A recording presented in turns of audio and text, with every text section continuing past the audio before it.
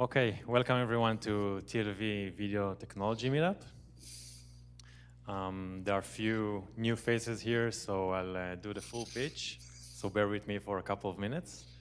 Hadar, Elbar, and I are running TLV Video Meetup since 2017. We are doing that because we were inspired from our older sister meetup from San Francisco, where engineers from companies like YouTube, Facebook, and Netflix, and more were talking about cool stuff that they were doing, interesting subjects, and just were brainstorming and pushing the envelope on new subjects in video over pizza and beer. So we wanted to bring that vibe into Tel Aviv.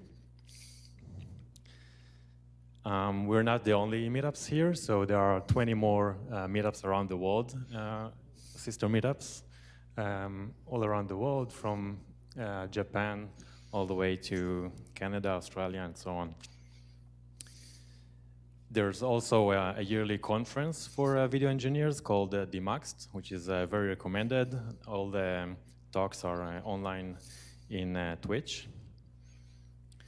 And all this is part of the video dev community, where I recommend you to join us on Slack, videodev.org, Oren, videodev.org, ping me on the Tel Aviv channel. There are very interesting subjects going on every day there, and you're welcome to pitch in. These are some of the companies that have been presenting here over the years. And we're looking for more speakers, so ping me at shachar@purify.com. And today we're having two amazing talks. One is Bernardo Boba from Microsoft. Is the author of Web Codecs. He'll be talking about Web Codecs and the use cases. And Zvi Figov, also from Microsoft, will be talking about video content analytics using machine learning. That's it. I think we... yeah. Moria, you're not here, but thanks, and thanks to Microsoft Reactor for hosting us. We can now move to Bernard. Well, thank you so much for inviting me to this meetup to provide an overview of next generation web media Bernard, APIs. We're not seeing you yet. You're not seeing the slides? It's just we didn't move to the correct window yet. Okay.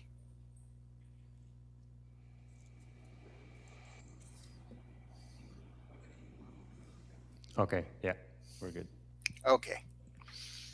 So thanks for inviting me to talk about web codecs and the next generation of web media APIs. This is a shortened version of a talk that is up on YouTube at the link that is given below. My co-authors of web codecs are Chris Cunningham of Google, Paul Adeno of Mozilla, and myself. We're going to start with an overview of the next generation web media APIs, and then we'll get into some of the cool things you can do with web codecs. We'll start out simple and then get into details.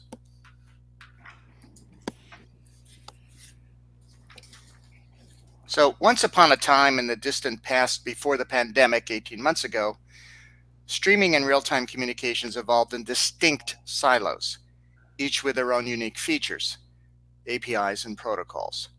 Streaming technology, while offering large scale, brought with it high delay, making it unsuitable for low latency applications like game streaming or large-scale meetings and performances. Real-time communication services, while offering low delay, could only accommodate a modest audience, typically numbering in the hundreds. The pandemic changed everything, bringing internet communications technology that might otherwise have taken a decade to fully deploy to the mass market within a few months. As people in industries struggled to survive, suddenly video conferencing, streaming services, remote learning, and cloud gaming saw usage skyrocket, setting off a mad scramble to virtualize many aspects of modern life. Gil Scott-Heron's poem, "The Revolution Will Not Be Televised," couldn't have been more wrong. This revolution has been all about virtualization.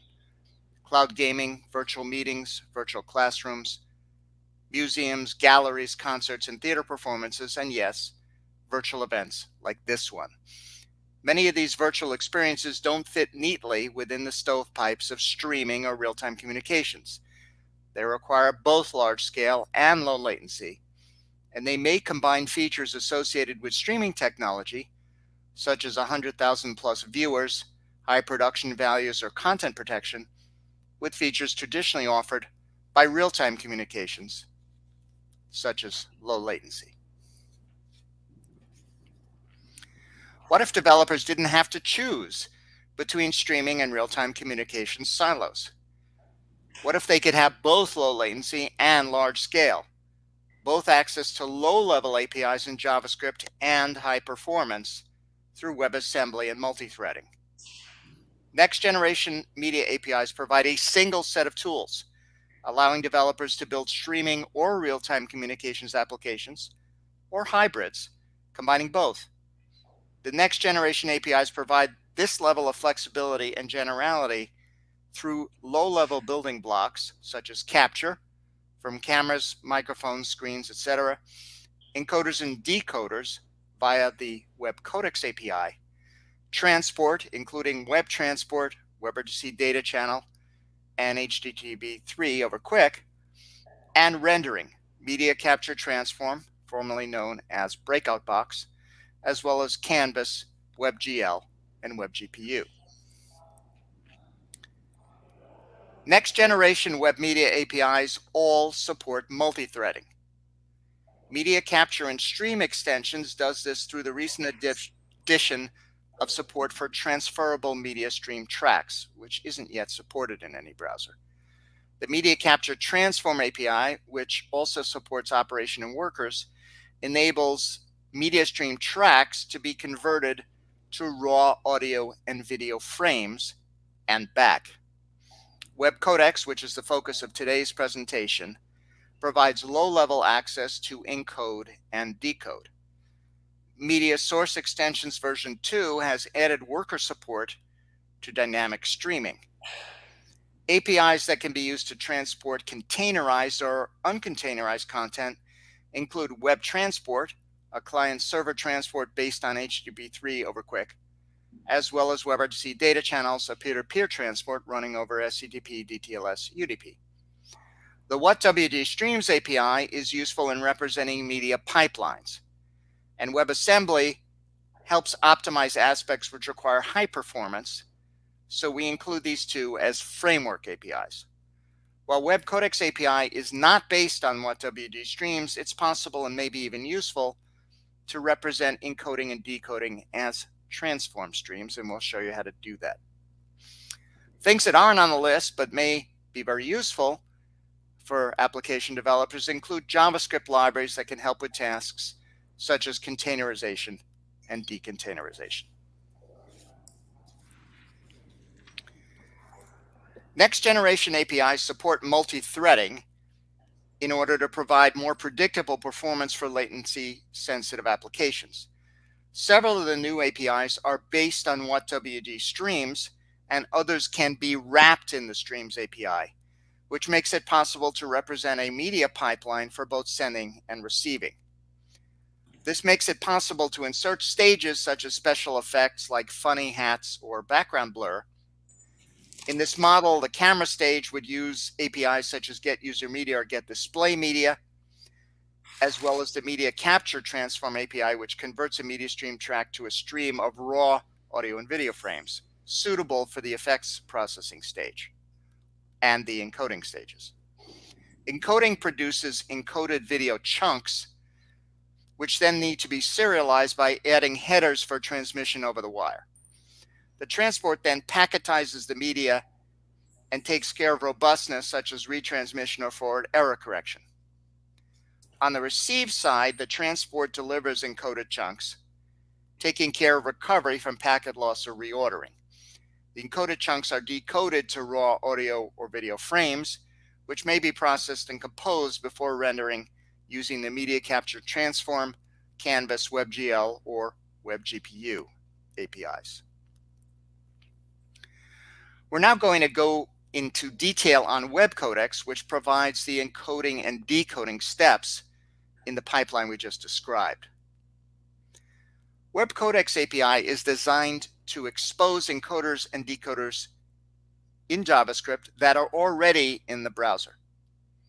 This includes hardware-accelerated codecs when available. You're probably familiar with existing codec APIs like FFmpeg, Aviv Foundation, Media Codec, etc. Web Codecs is similar to these, and it's actually built on top of those libraries, which have been already used by browsers for years to support the video tag, as well as WebRTC. With Web Codecs, we offer a unified API on top of those libraries and others to expose encoding and decoding directly to JavaScript. Let's start with video decoding. The large blue square is what is in Web Codecs.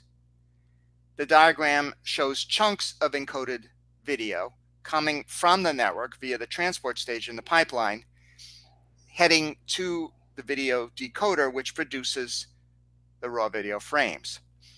Video frames are then rendered using Canvas or MediaStream Track via the Media Capture Transform API. We can use all these pieces without writing a ton of code. So this is a demo of a video renderer, and what we're doing in this demo is demuxing an MP4 file, Big Buck Bunny if you're familiar with that, and then writing it to the screen as fast as it comes out of the decoder. So you'll notice it's accelerated and not quite at the appropriate timing. So let me just show you this demo.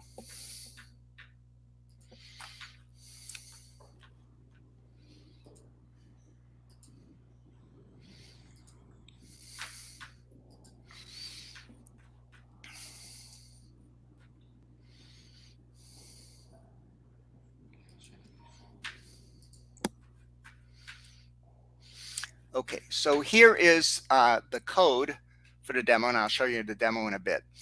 But basically what we're doing is we've got an MP4 demuxer library in JavaScript, MP4 demuxer.js, and we're constructing a demuxer and creating a canvas. And then basically what we're doing is we have a function called paint frame, and its job is to take Bernard, a video frame. Can you zoom in? We can't see anything. Oh, you cannot see the screen. That's interesting. Okay. We see the screen, just very small. Very small. Okay, what I'll do actually is I'll just show you the demo, and basically you can take a look at the code, and you'll be able to see the demo in a minute. Okay, share the screen.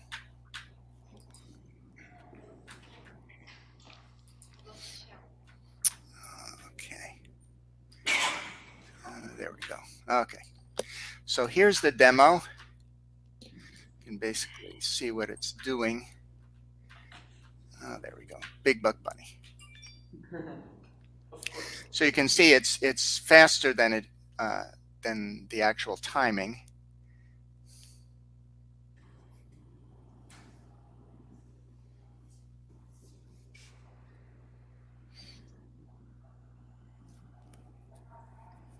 And basically what we're doing here is we're demuxing this MP4 file, feeding the frames to the decoder, and then rendering them using Canvas as fast as they can come out.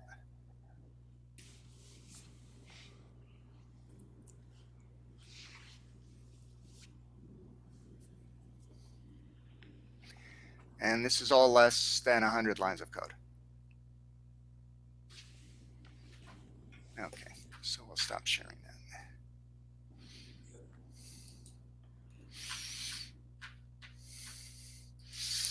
Okay, and go back to the slides.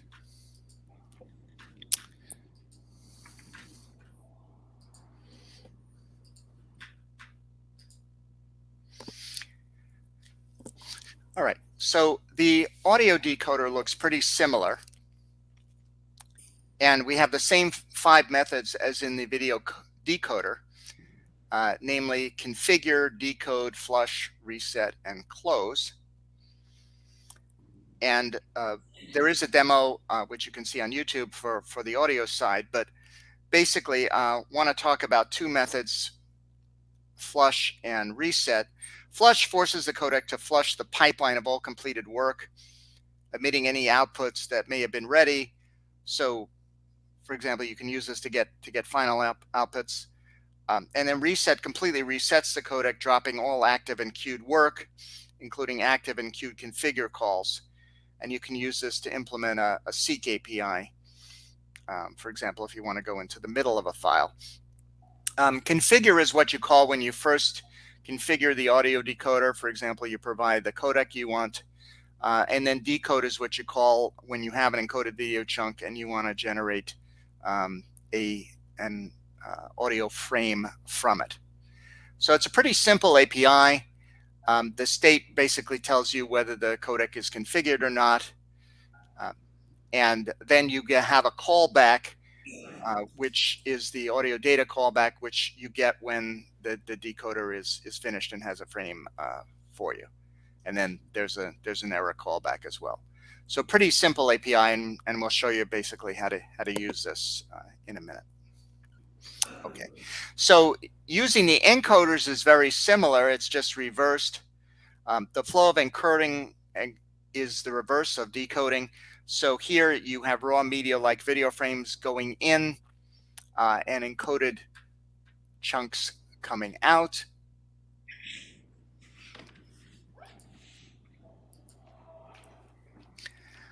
And you swap decode for encode, but otherwise you have the same 5 methods that you had for decode, as you saw on the last slide, and audio encoding is pretty similar. So we've just summarized all the interfaces for encode and decode and their relation to each other. And let's get into a few notes and facts. Okay, so a few things. The raw video frames are actually a pretty precious resource, as well as the audio data objects, because they represent GPU buffers. And so if you don't close these buffers, you're going to potentially get into problems in capture, and you can have capture stall. So pretty important to call close on your raw video frames as soon as you're done with them, for example, after you've rendered them. Don't wait for them to be garbage collected, or the browser actually will become sluggish. You'll actually be able to notice it. They're pretty lightweight JavaScript objects, but they do hold strong references to things like the pixel data and pooled audio buffers under the hood. So if you call close, you basically immediately release the references and allow the memory to be reused. Also, if you don't call close, you can stall the decoder potentially. All right, so it's important to use workers to keep the UI responsive and your codec well fed. Not particularly difficult to do. Basically, the model that's used in Chromium today is to transfer streams to a worker. So basically what you do is you obtain a media stream track, you convert this to a stream using the media stream track processor API, and then you transfer the stream to a worker. And it looks like this. You use streamworker.postMessage, and then you transfer the stream.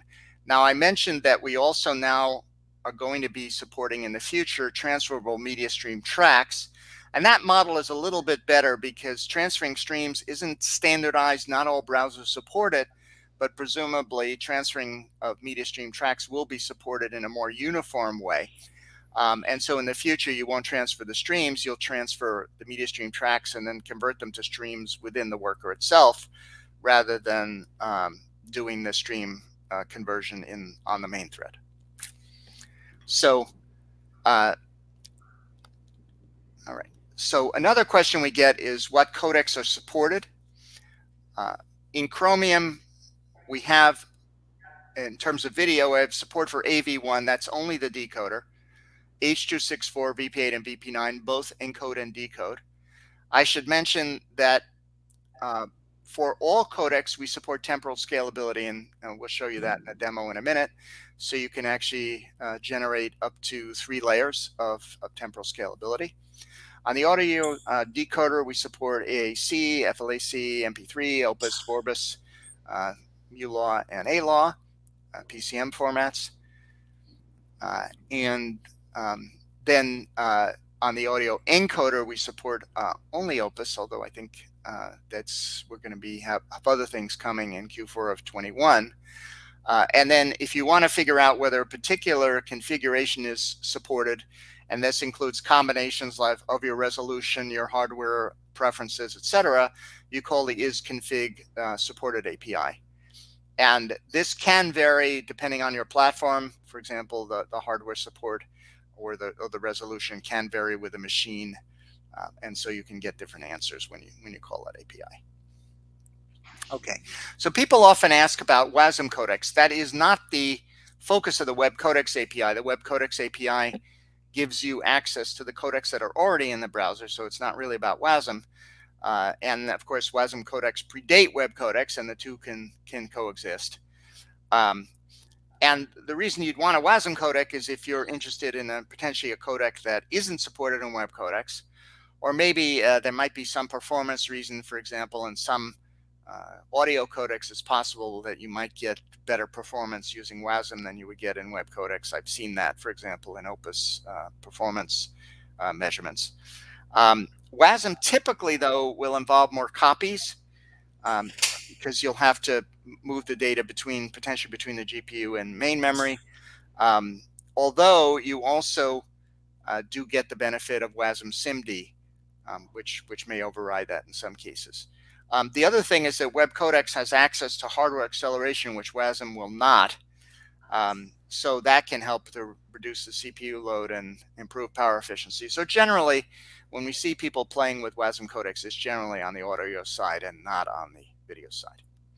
So another question we get is what containers are supported, and the answer is that Web Codecs doesn't have muxing or demuxing APIs, but there are JavaScript libraries like the one I previously showed that can do that for you, and we're going to be looking into potentially improving the performance of demuxing libraries and cleaning them up a bit so that we can get you something that's somewhat supported and high performance.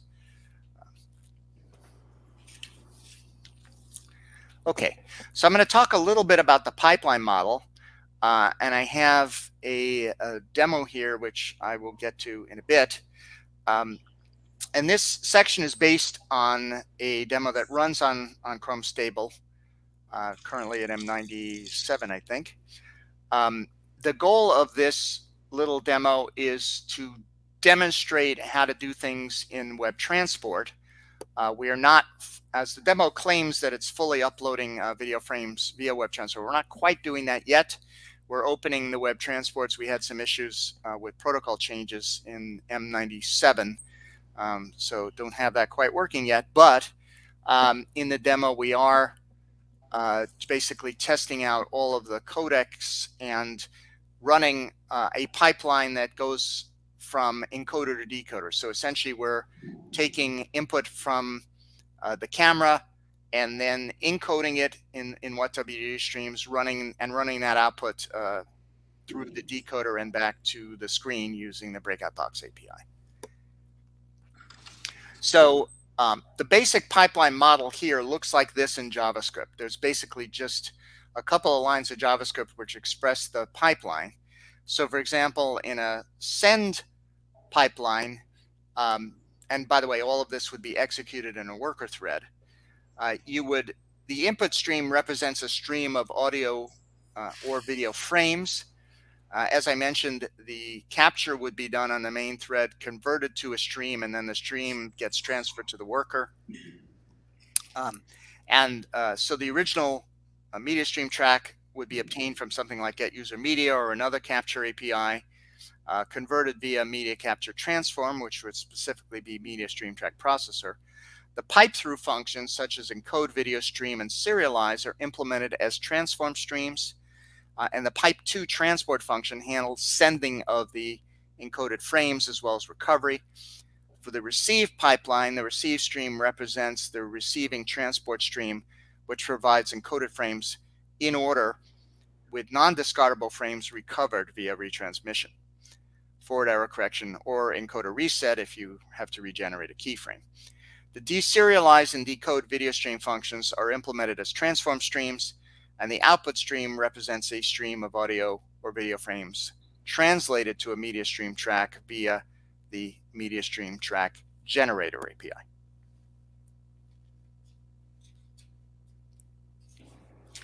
So here's what the code looks like to generate input stream and output stream, and we're using the get user media and media stream track processor generator APIs. Hopefully you can see this. And the receive pipeline terminates in an output stream of audio video frames, which are used to generate the media stream track.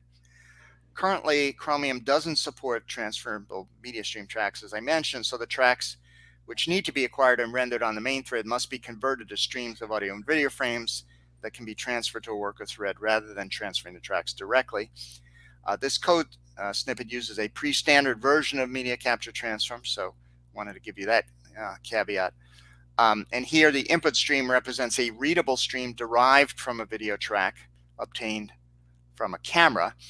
You see, basically, we call await get user media, get the media stream track, then we get the settings for the track, create the processor using new media stream track processor, and then processor.readable represents the input stream, and then we create the media stream track generator, which is going to the writable stream of which is the output stream, and then we attach it to the video tag.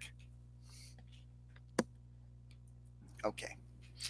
So Web Codecs API is transport agnostic, which means it can use any available transport in the web APIs, and that includes WebRTC data channel for peer-to-peer use, or web transport, which is for client and server use cases. Either RTC data channel or web transport can offer reliable ordered, reliable unordered, or unreliable and unordered transport modes. Which should you use? That is going to depend a lot on your latency requirements. As an example, for the absolute lowest latency, we typically see people use unreliable and unordered. But if you can relax the latency requirements just a bit, you'll simplify your code a lot by using the reliable but unordered mode. And in web transport, what you do with this is you will transmit a frame on an individual quick stream.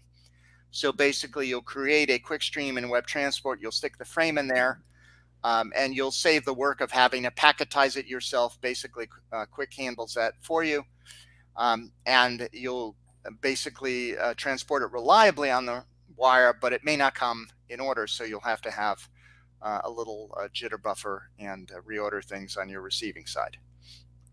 Note here that RTP is not included in this list currently because there's no JavaScript API providing low-level access to WebRTC's internal RTP transport. The closest we come is what's called WebRTC encoded transform, but you don't get access to things like the RTP headers, and so it's not quite what you want. And also, it kind of assumes that you're doing all your negotiation in WebRTC. So a little bit more about transport. This turns out to be the trickiest part of the new pipeline model. It's the first stage in the send pipeline, of course, as well. The last stage in the send pipeline is transport, or the first stage in the receive pipeline. Transports usable by web codecs, as we mentioned, include web transport and RTC data channel. And so one question we get is, how do these compare to the RTP transport that's in WebRTC, or popular transports used for video ingestion, such as RTMP? This is a modified diagram from a presentation at WebRTC Boston 2019 by Ying Yin of YouTube. The WebRTC's RTP transport optimizes latency over media quality by lowering the sending rate in response to loss or increased delay. It's accomplished by reducing the encoder bitrate target or dropping simulcast or scalable video coding layers. After a loss, WebRTC will probe for increasing bandwidth availability so that encoder rate or previously dropped layers can be restored. RTMP, which is utilized for video upload, utilizes TCP as its transport, which has a different goal of optimizing throughput, and so it builds queues until loss is experienced, at which time the congestion window is halved. And after a loss, that would be new Reno. After a loss, TCP will additively increase the congestion window. That doesn't really work well in real-time media since it results in a long delay in recovering media quality. I should also mention RTC data channel, which operates over SCTP, also uses new Reno. So it has pretty similar transport characteristics to RTMP, at least in the reliable ordered mode. Quick, which is what's used in web transport, does provide better bandwidth estimates than TCP, particularly in the presence of high loss or very variable delay. But the algorithms used in Quick, such as BBR version 1, also exhibit slow recovery after loss. BBR version 1 also has an undesirable mode called probe RTT, in which it attempts to estimate the minimum RTT by letting the queue drain, and that is very inconvenient for real-time communications. As a result, RTMP, RTC data channel, and web transport work better for the video ingestion use case than for video conferencing. And if you're going to use these APIs for things like cloud gaming, what you will typically do is you replace the congestion control in RTC data channel or in web transport with your own congestion control, which is customized for low latency. So something closer to the WebRTC congestion control or an algorithm such as Scream. Now, if you want to use web codecs to send and receive with low latency, that's why it would be desirable to have programmatic access to something like the WebRTC RTP transport or the ability to do pluggable congestion control in the API, but we're not there yet. So a little bit more about some of the unsolved transport problems. As I mentioned, WebRTC's RTP transport isn't directly accessible today. And we talked a little bit about some of the issues with new Reno and BBR v1. Unfortunately, BBR v2 isn't a lot better than BBR v1 from this point of view. And basically here, as I mentioned, for server to client, you can deploy your own congestion control so people can live with this. Whereas if it's the client that's trying to send the media with low latency, you've got a problem. If you're interested in this stuff and seeing how things perform currently, there's a good paper that's been written basically implementing RTP over Quick and looking at the conflict between Quick congestion control and low latency. And also there's a presentation recently done at IETF 112, which also gets into these transport issues. Okay. So, Bernard? Yes. I think we should cut to questions. Okay. We're short on time. All right. So happy to do that. And anyway, you folks can see the rest of the talk on YouTube. So. Any questions from the audience? Question for Bernard. The question is, does web codecs provide any means to help with the separated video and audio in terms of synchronization? Well, you can basically, synchronization becomes the burden of the application. And actually one of the demos which we didn't show shows you how to do that. So basically what the demo shows is a demonstration of a ring buffer, which is used in audio, and doing this, we synchronize the audio and the video. But the way to think about it is you would basically have to implement the same kind of things you would do in an RTP stack, but that burden would be on the app. So it basically, it is enabled, but you have to do the work yourself to handle time. Yeah. And by the way, that's true also on the receiving side and rendering as well. Go ahead. What's the status of web transport unreliable and unordered? Yeah, so that would be the datagram mode. It is in there basically, so you can use it now. I would say that it has some behavioral aspects that you may not expect. So in web transport, datagrams are within quick congestion control. So this isn't like UDP datagrams where you get to do your own congestion control. You basically have to live with what's in quick. And so you will get these effects of BBRV1 upon your datagrams, which you may not expect. So the other thing is I get questions about prioritization. And the way it works now is we basically give the datagrams highest priority so they actually can starve out a reliable stream. So just keep that in mind. Basically, you get to send the datagrams and they're given the first priority over whatever may be transported on the reliable streams. But it is in there and you can use them. And actually, there's a little demo. If people want to send me email, I can show you basically a demo of all the web transport modes. And the paper didn't test it yet. It wasn't in the triangle of latency in quality. Well, yeah, I mean, the problem is because it's controlled by BBRV1. It's not quite fair to say you'll get the same low latency as WebRTC. You won't. You won't get that particularly if you've got some other stream that's hitting you. It actually, the truth is, it probably looks a lot more like the reliable transport in terms of the latency. I personally don't feel like right now it's all that usable. Like you can see if you read the Quick over RTP paper, that's what they were attempting to use to implement RTP over Quick. And it was constantly conflicting with the BBRV1 and congestion control on Quick. Okay, thank you. Okay, thank you, Bernard. You're welcome.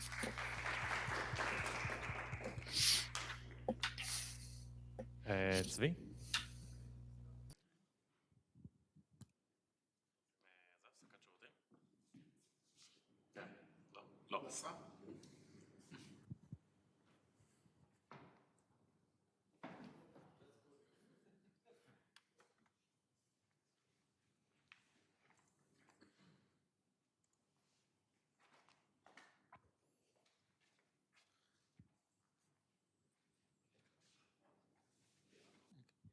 Hello, everyone. Today we'll speak about video content analytics using machine learning.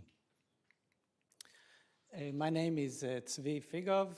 I'm a senior applied data scientist in the Aviv data science team, was previously video indexer at Microsoft. I have over 20 years experience in image processing, computer vision, on image, video, and compressed video. I've been at Microsoft for the last 2 years. Previously, I was at Variant for a great number of years. And other than that, also startups and some other companies as well. So first, we'll start, what is the challenge? What are we trying to solve? Then we will introduce our solution, Azure Video Analyzer for Media. We will then speak about how we extract content from video, how we apply machine learning models to video, and we'll have also an example, and then we will sum up. Okay. Video and audio is basically unstructured data. And we see a large content of this data is uploaded every day, Instagram, YouTube, or whatever content we have. And the challenge is basically how to change unstructured data into structured data. In other words, how to change the unstructured data into meaningful information. We take our video, we'd like to find when something was said in a video, we would like to identify events in the video, and we can do this manually, but when we have a large content of data or video, it is something which is very difficult to do. And how can we do it? Machine learning. So this will see how we can use machine learning to solve this challenge. And we have our video analyzer for media that helps us do this challenge. And in one sentence, extracts rich insights from video and audio files through a rich set of machine learning algorithms. the user can upload data either using the portal, which is basically usually the first way that to try out the product. And then once a user can see the benefit of using the product, they will then maybe usually go to use APIs to also extract the content of the video and enrich their application using the insights. It works on batch or VOD. There are many AI models, 30 AI models, more or less. It's offered as a cloud SaaS service. It's GA since 2018, and it works both with audio and video files. We can ask ourselves, okay, we have this data understanding, all this data, but what do we do with it? What is the actual use case? So first use case, as I mentioned before, more or less, is a deep search. We want to be able to search across our video or many videos and understand what is there. And this could be to allow customers discoverability across their data so they can access specific locations of things that have happened, of where that content is, and they may define their business insights that interest them. And this is based on their business insights. They're looking for that in the data, in the video. And this could be faces, spoken and written text, named entities, and more. Another use case is increasing accessibility to video and audio content. Based mainly on transcription and translation capabilities, it allows accessibility to people with disabilities and also allows compliance with accessibility regulations. Another use case is facilitation of user engagement and content creation capabilities. In other words, it allows, by using the insights, it allows user engagement and monetization, such as recommendations, trailers, highlights the information that maybe a customer has, brands, etc. And one other use case, which I think is really important socially, is enablement of content moderation. In other words, based on textual and visual content moderation models, it allows us to keep the users safe of what is uploaded wherever it may be. You can stop me here and there from the crowd if you have questions. I will now show a demo, which I recorded ahead, just to be sure. But here at the bottom, you can go yourselves and to see the live demo and to use to try it out. What we have here on the left side is an uploaded video. And we can see the bounding boxes here, which represent detections in one frame. But then we will see how these bounding boxes are afterwards used in consecutive frames. The number at the top of each bounding box here represents their ID. In other words, the connection between detections from the different frames, from adjacent frames. The green bounding box here is because we are currently here on that particular person. Underneath that, we have the information that she is wearing. I don't know if you see how clear it is, but she is wearing short sleeves and long pants, a description. At the top here, and underneath that, we have the period of when she appears in the video. In other words, we will play here in a second, and we will see all her appearances in the video clip. Other than that, we also have a lot of other insights. These are all insights, which is the information we extract from the video or the metadata. We also have the insights of people, their faces, and also when they appear in the video. We have topics. I'll just like this.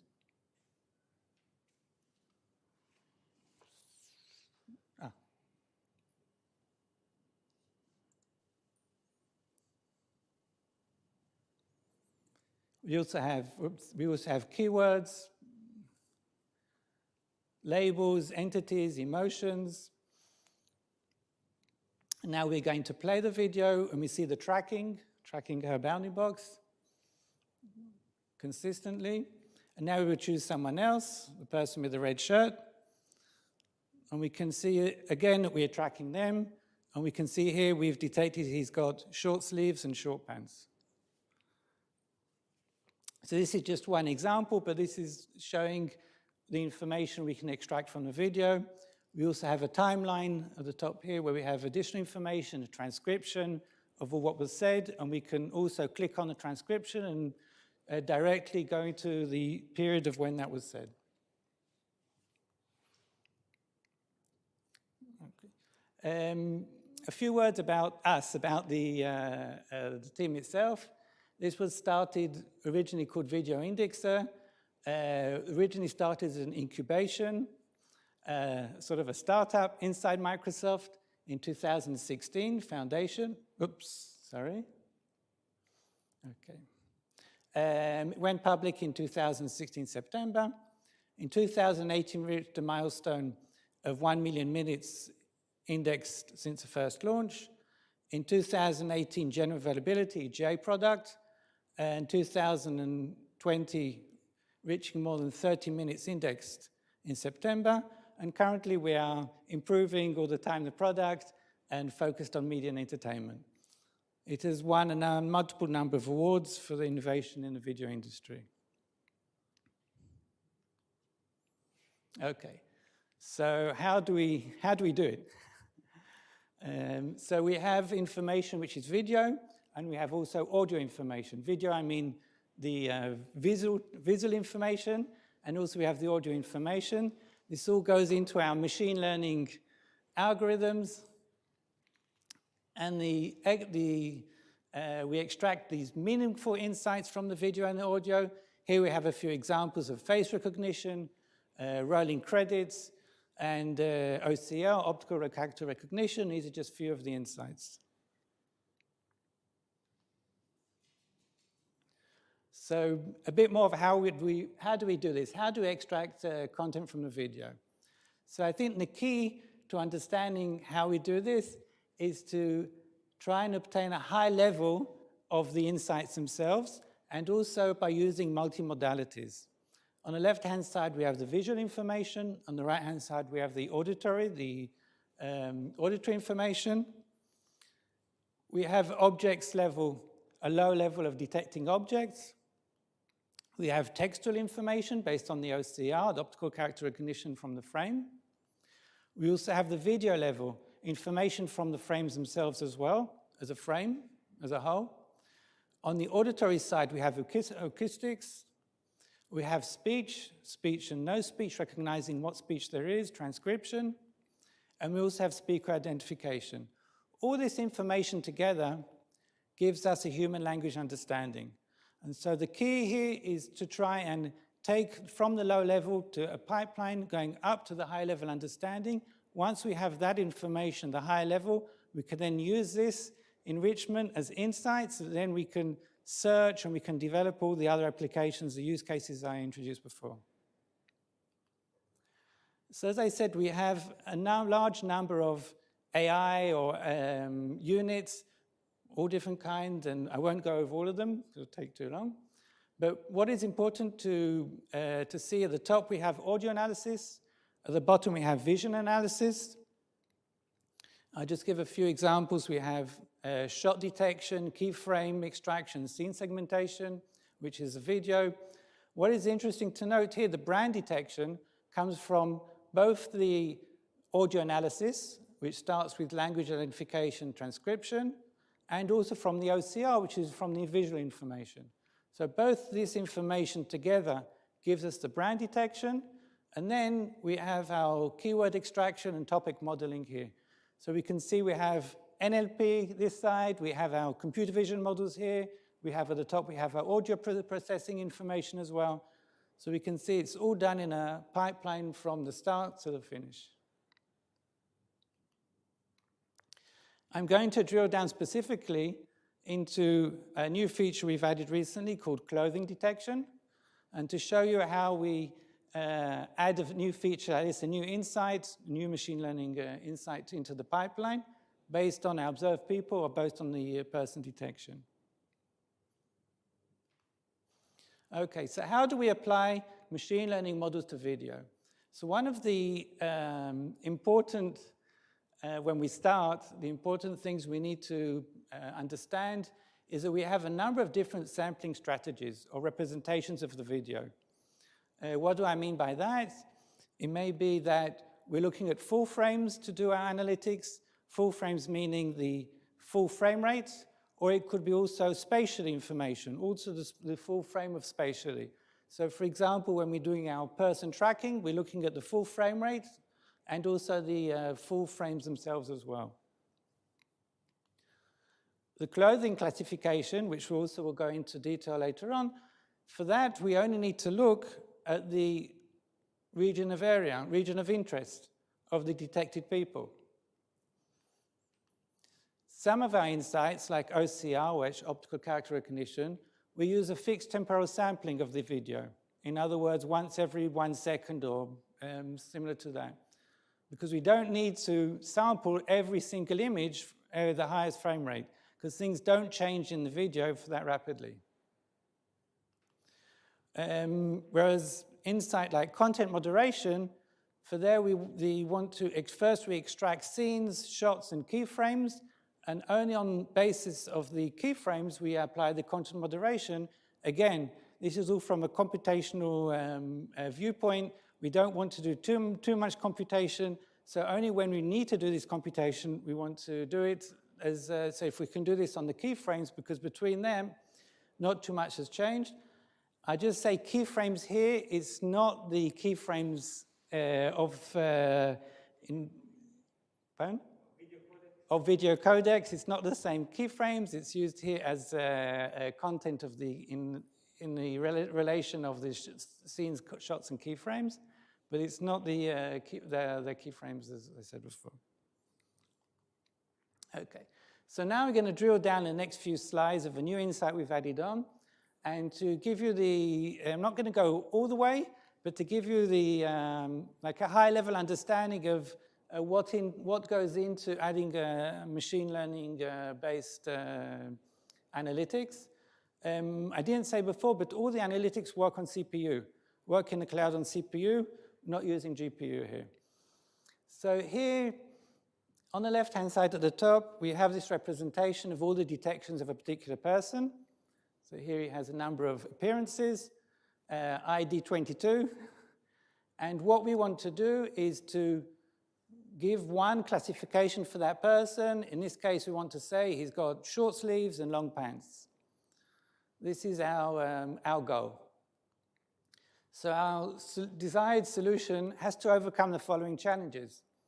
He may be partially occluded by scene or by others, like in this example here.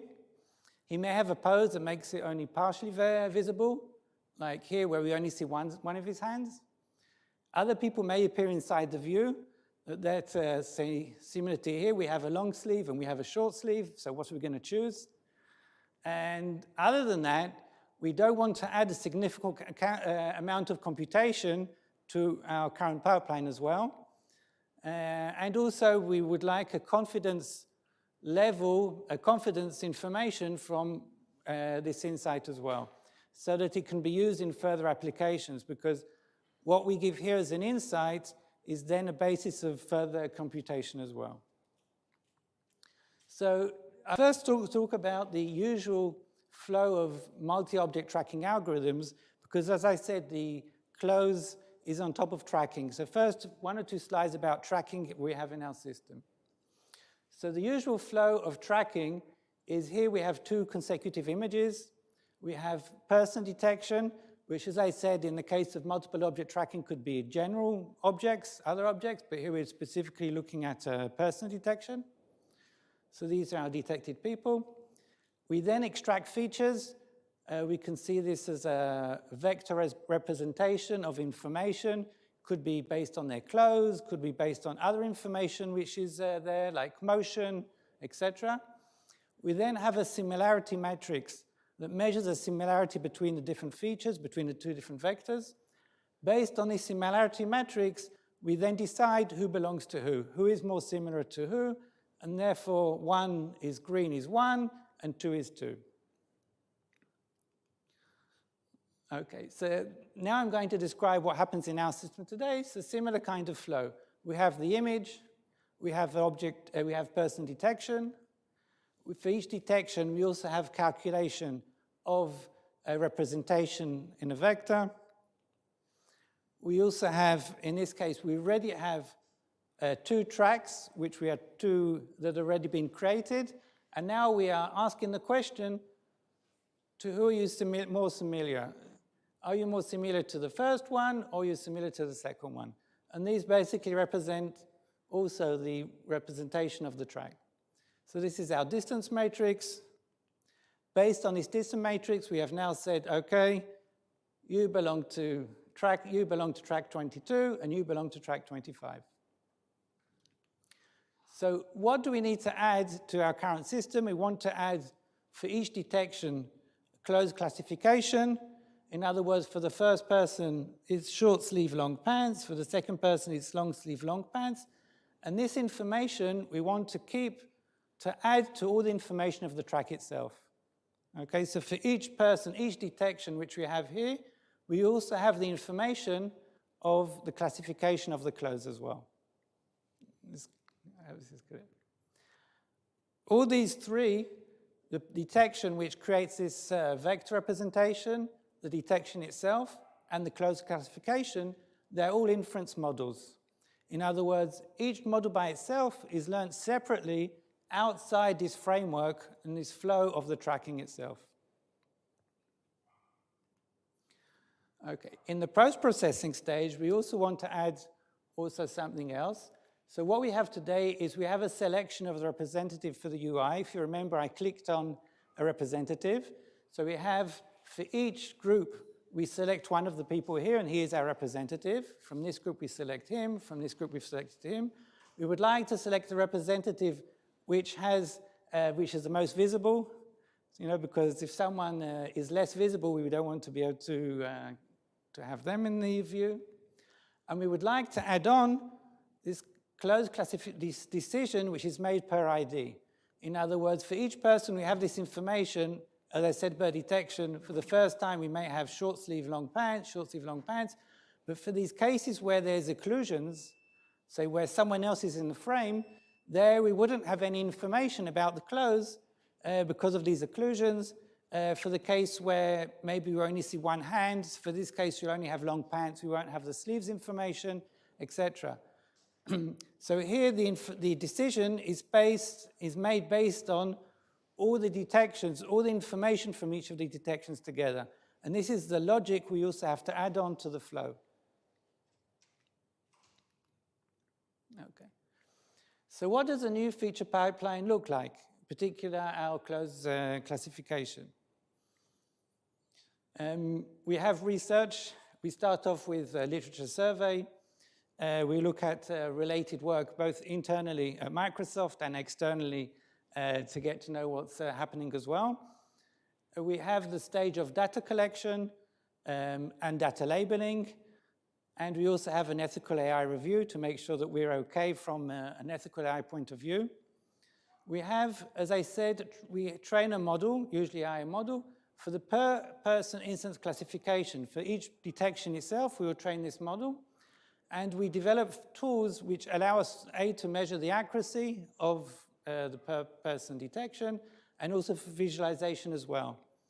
What is nice when you work on vision, you have the measurements, and you can also see and understand based on the imagery itself.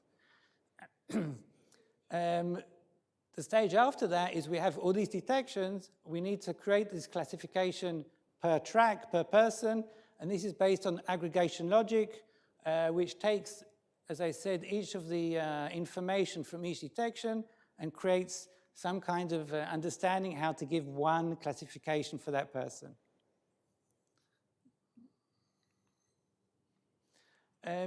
We also have the product aspect. In other words, it's not sufficient just to do the research. We also need to move it into production. And here there are also a number of challenges we have to deal with as well. A, the model conversion to a production format. It may be that we've done our training in PyTorch and we may to convert it to Onyx. In our case, we use OpenVINO, so we move it to OpenVINO format. Moving code into production means also we have to add logs, integrate to our current solution. As I said, we've developed this separately, and then we need to bring it into our full flow. We will optimize the code. It may be that we've done our research, we've used pandas, and it's less efficient. We want to use NumPy. In other words, we want to accelerate our code, make it more efficient, integrate with backend and frontend. We need to add tools here that help us measure our success, but in the production environment. It's not the same creating your tools in research and having tools that can allow you to understand how you're doing at the production. Testing in production, making sure that our cost isn't too high. As I said, we use Cousteau to review the logs as well. Security, because we use the cloud, we use containers, so security is also an issue that we need to take care of as well.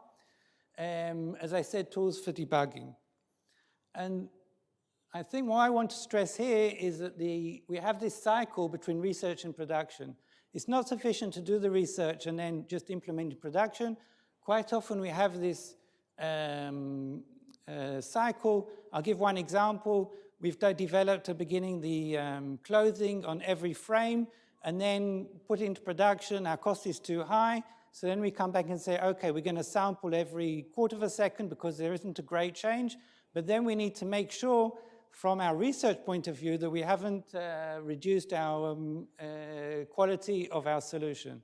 So I think that what is very important, I'd like to stress, is this kind of loop between the research and the production. So just summarizing up, extracting content from ML using video. As I said, the key is to take the content from the video to a high level related to human language.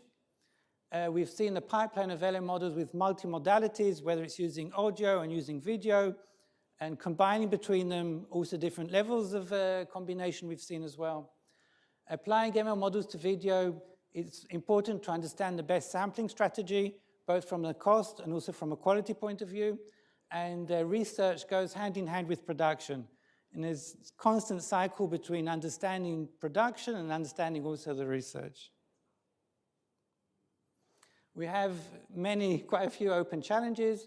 One is adding additional insights to all our flow while keeping the cost low as well. Improving current insights, training with synthetic data is a very interesting area. Scale AI while keeping the low cost. We're looking also at in-browser AI and also processing live video. All these are open challenges, but they're not, it all depends on priorities of product as well, so I can't commit that any particular one we're going to be working on now. We're hiring. We have quite a few open positions. Everyone is welcome to contact me, and I'll forward it on. And I think we can see here that the very interesting work, NLP, machine learning, also deep models of both video and also audio. Any questions?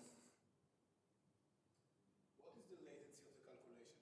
How long does it take to classify a video? I give you a 10 minutes video. How long does it take? Well, it depends on the content. And depends on frame rate, and it depends, a number of different parameters. But I can't give you off, just a figure. No. It's something. It's relative to the video itself. It's not something that we allow the user to press the button and wait forever. It's usually 2 or 3 minutes. Because we use containers, so it can depend on how many containers at the time are up, and whether the first video may take a bit more time, but if you're indexing a few videos one after the other, so you already have one working or a few working, so it'll be quicker as well. Yeah, clusters, use Kubernetes, and as I said, yeah.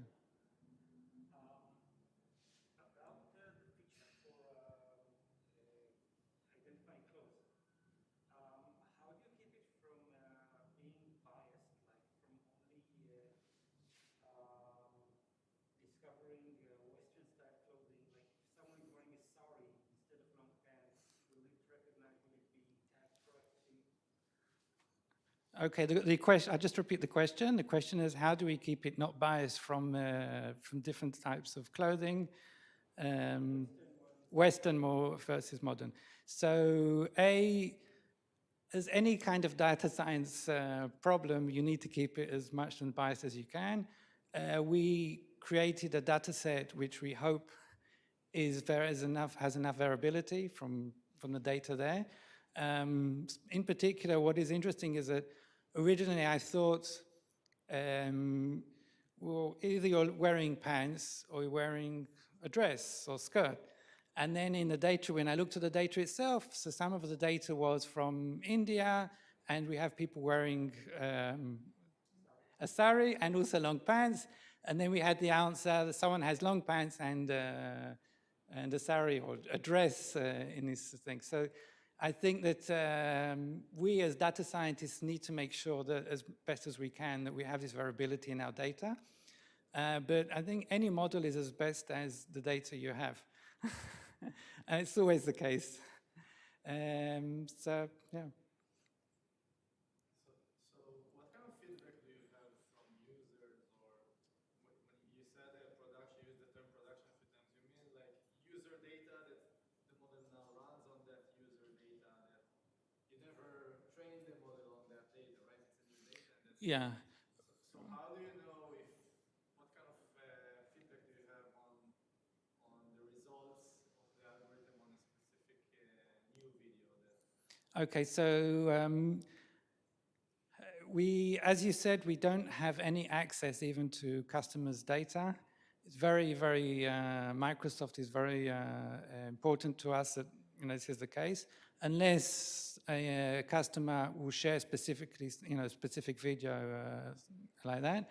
And we get feedback in general, from different, I didn't bring our list of customers, but in general, we get feedback from customers regarding quality, about the different insights, about the tracking.